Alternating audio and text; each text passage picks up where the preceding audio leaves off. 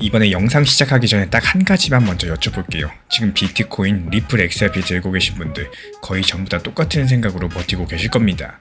머지않아서 미국이 금리를 내릴 거다. 그러면 돈이 풀리고 또 코인은 상승을 할 거다. 이 단순한 시나리오 하나만 믿고 계신 분들 정말 많은 상황이죠.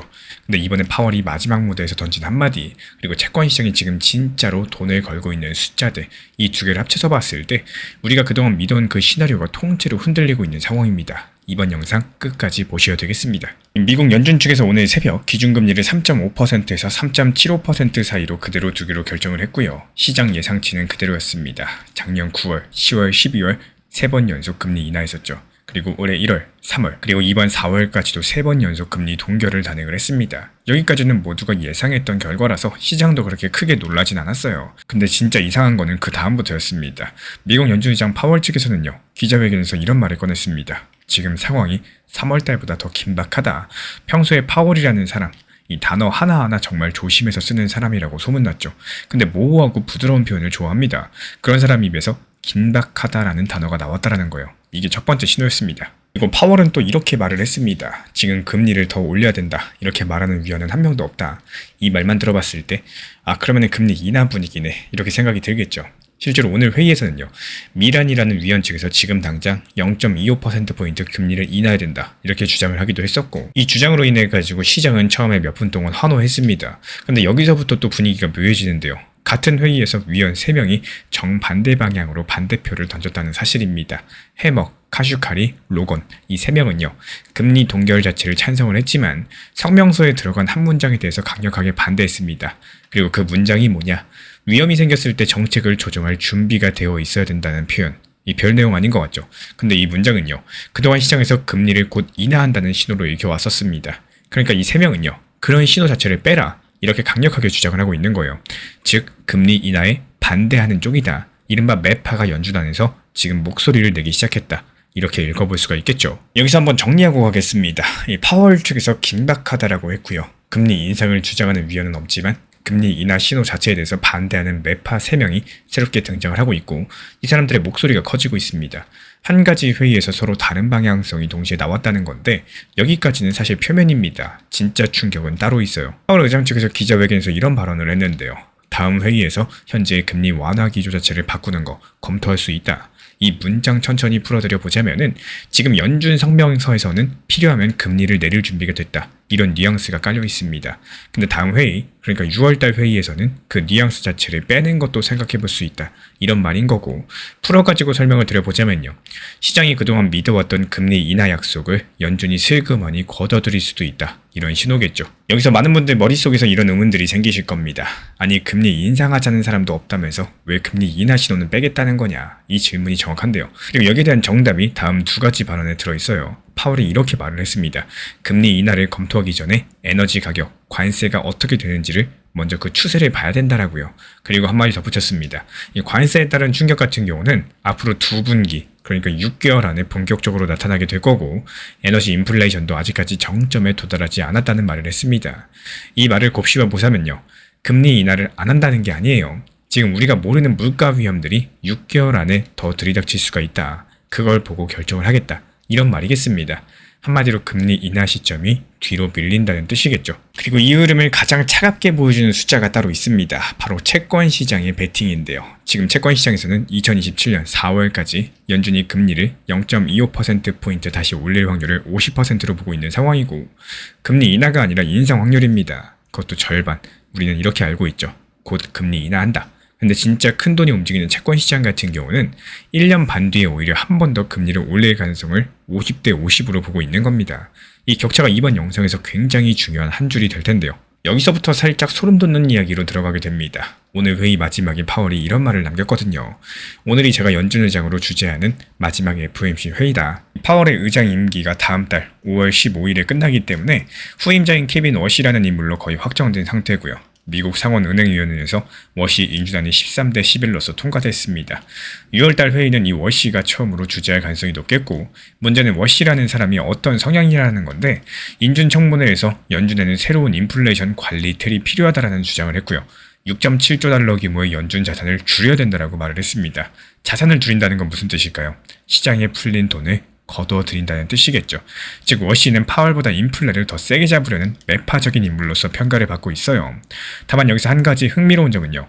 워시 본인은 디지털 자산, 즉 코인 자체에는 우호적인 입장으로 알려져 있다는 사실입니다. 통화 정책은 매파고요. 코인에는 우호적입니다. 이 두 가지가 한 사람 안에 같이 있다는 사실. 그리고 또 한 가지 사람들이 거의 다 놓치고 있는 카드가 있습니다. 파월이 의장에서 물러나더라도요. 연준을 완전히 떠나는 게 아니에요. 파월은 오늘 직접 말을 했습니다. 5월 15일 이후에도 이사직은 계속 유지하겠다. 법무부 조사가 완전히 끝날 때까지는 떠나지 않겠다라고요. 원래 미국 연준에서는요. 의장이 임기가 끝나면 이사직도 같이 내려놓는 게 관행이었습니다. 근데 파월은 그 관행을 깨고 잔류하겠다라고 말을 한 겁니다. 말 그대로 떠나는 줄 알았던 연준 의장이 새로운 의장의 바로 옆자리에서 그대로 남게 된다는 사실인데요. 그러면 이 모든 것들 합쳐서 지금 시점에서 가장 가능성이 높은 시나리오 딱 한 가지만 짚어드려 보도록 하겠습니다. 다가오는 6월달 회의에서 케빈 워시가 연준의 의장석에 앉아가지고 성명서에 인하 신호 문구를 뺀다거나 또 약화시킬 가능성이 있겠습니다. 동시에 관세 그리고 유가로 인한 인플레이션을 한두 분기 더 지켜보겠다 이런 메시지가 함께 나올 수 있겠어요. 이런 흐름들이 현실화가 된다면요. 지금 시장이 기대했던 빠른 금리 인하는 뒤로 밀릴 거고 한동안 금리는 지금 자리에 그대로 머물게 될 겁니다.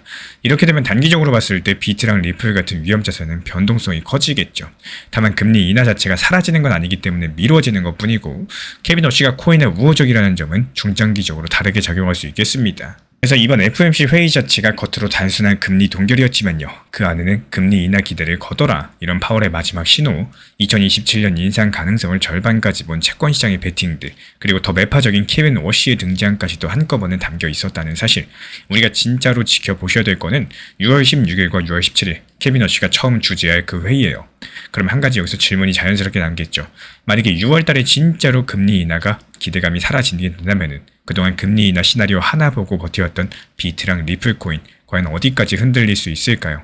다음 영상에서는 이 정확한 가격대 그리고 지지선까지도 같이 한번 풀어드려 보도록 하겠습니다. 다만 여기서 제가 바라보는 관점은요. 설사 금리 인하 시점이 뒤로 밀린다라고 할지라도 주식시장은 흔들릴 수 있겠지만 암호화폐 시장 같은 경우는 이미 선반영 측면으로 많이 하락한 상황이죠. 근데 여기서 오히려 암호화폐 시장에는 기대감이라는 게 존재합니다. 저 이전 영상에서 말씀드렸던 비트코인 전략 비출, ARMA 법안, 그리고 클래리티 법안이 있겠고, 그리고 미국의 퇴직연금 401k에 대한 암호화폐 시장 자금 유입까지도 앞두고 있는 상황이기 때문에 여러 가지 암호화폐 시장 단독 호재들이 존재하고 있는 상황이라는 겁니다. 그래서 이렇게 금리 인하 시점이 뒤로 밀린다. 주식시장은 좀 흔들릴 수 있겠지만요. 암호화폐 시장은 선반영된 측면이 있다. 그리고 암호화폐 시장에 유리한 단독 호재들이 있기 때문에 이런 여러 가지 호재성 이슈들이 변수가 될 가능성이 높겠습니다. 해당 부분들 저희 채널 차원에서 지속적으로 모니터링 도움드릴 예정이고요. 결과적으로 지금 시장 어떻죠? 뭐 안 좋은 거는 어쩔 수 없다라고 생각을 해요. 리플 XRP 답답하고 내 것만 안 오르는 것 같다. 뭐 이런 생각이 드는 거 어쩔 수 없습니다. 쉽게 한번 생각을 해볼게요. 지금 리플이 안 좋아요. 그리고 다른 투자 시장에 비해서 코인 시장 안 좋은 거 맞습니다. 결국 누군가가 이 시장에서도 할 수 있는 걸 해내고요. 시장의 흐름을 잘 활용하고 있는 사람들, 이런 분들이 있다는 것들을 알고 계셔야 됩니다. 내가 바라보는 시야가 리플만 보면은 리플만 보이게 되는 겁니다. 하지만 코인 시장을 보시면은 그 코인 시장 속에 있는 작은 XRP다. 이렇게 있는 점일 뿐인 거고 그 외 다른 메이저 알트들까지도 같이 보게 되시면요. 지금 시장이 어떤 흐름으로서 가고 있는지가 명확하게 보이기 시작을 하실 겁니다. 저도 역시 마찬가지로 리플 좋아하고요. 리플에 대해서 긍정적으로 말씀을 드리고 있는 상황이지만 지금 같은 시장에서 단기 알트코인들에 대해서 안내를 도움드리고 있는 이유, 이번에도 도지코인으로 상당한 수익을 내드렸었죠. 이렇게 지금은 알트 시장이고요. 알트코인들에게 최대한 힘과 흐름을 주는 시장이라고 했을 때 그 흐름에 맞춰가지고 따라가는 게 맞기 때문이겠습니다. 이 물살이 가는 방향으로 같이 따라가야지 편하게 가는 거죠. 그 물살을 거슬러 올라가려고 생각해보세요. 얼마나 지치고 힘들까요? 리플을 보지 마시고 시장을 보세요. 시장을 보여야 오히려 리플이 더 잘 보이게 되실 겁니다. 이렇게 단기적으로 수익 내드리고 있는 단기 종합방 리플과 도지코인 타점도 도움드리고 있기 때문에 입장 원하시는 분들만 현재 보이는 번호로 문자 신청 남겨주시면 되겠습니다.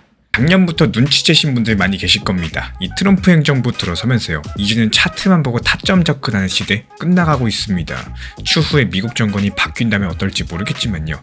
트럼프 행정부 집권 이후에 나타나는 대표적인 현상들이 거시경제 상황에 따른 종목 선정과 타점을 다르게 가져가셔야 된다는 점인데요. 이번에 미국 이란 전쟁 관련해가지고 극적인 휴전을 한 상황인데 휴전하기 전까지만 해도 어떻습니까? 당장이라도 미국 지상군 투입할 거다. 원자력 발전소 때려 부시겠다. 정말 긴장감이 극에 달했습니다.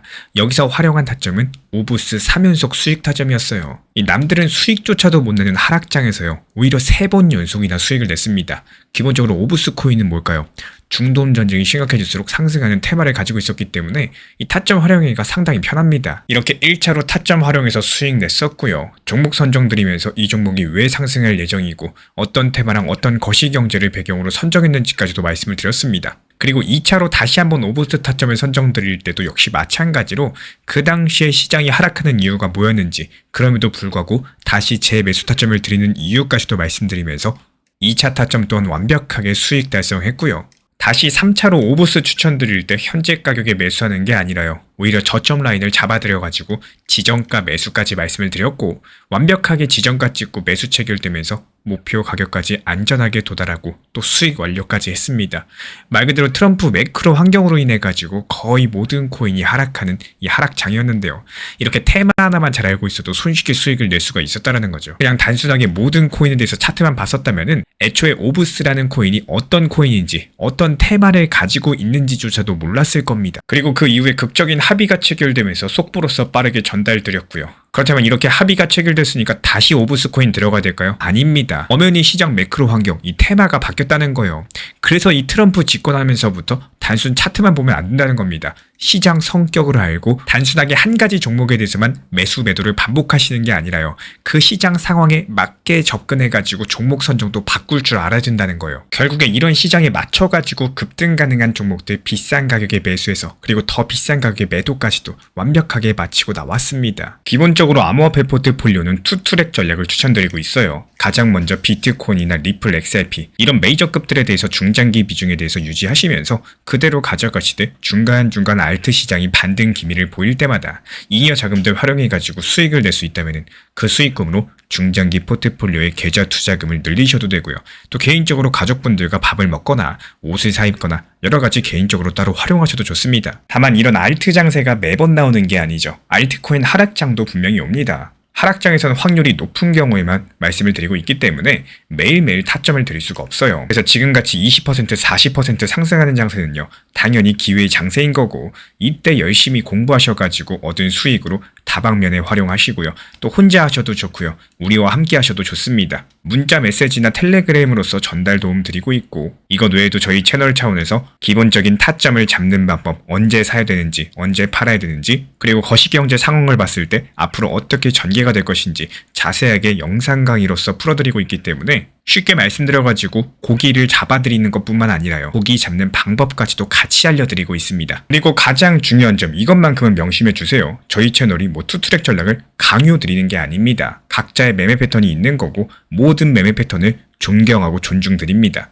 이렇게 말씀을 드리고 있는 이유는요. 이 투트랙 전략이라는 방법이라는 게 존재하고 있고 수익을 낼 수 있는 방법 중에 하나이기 때문에 관심 있으신 분들만 현재 보이는 번호로 문자 신청 주시면은 우리와 함께 하실 수 있습니다. 하고 싶으신 분들만 하시고요. 안 하실 분들은 안 하시면 되는 겁니다. 영상 보시면서 따라와 주시고 구독과 좋아요만 부탁을 드릴게요. 제가 안내해드리고 있는 코인신사 채널 멤버십 전용방에 대해서 짧게 설명드려 보도록 하겠습니다. 리플, 암호화폐 시장에 대한 중요한 이슈, 그리고 브리핑이나 시장의 흐름에 대한 전문적인 분석 내용 설명과 함께 차트상의 기술적 분석, 온체인 지표와 투자 심리에 대한 내용들을 같이 안내 도움 드리고 있고 가장 중요한 투자 심리를 컨트롤하기 위해서 포트폴리오의 구성에 대한 노하우, 투자 심리 컨트롤에 대한 내용도 같이 안내드리고 있습니다. 코인신사 스터디 멤버십 가입하신 분들께서는 아래 번호 혹은 신청 링크 통해서 남겨주시면 제가 연락드리고 있고 안내 설명과 함께 신사 채널 리플 전용 멤버십 방에도 입장 안내 설명드리고 있습니다.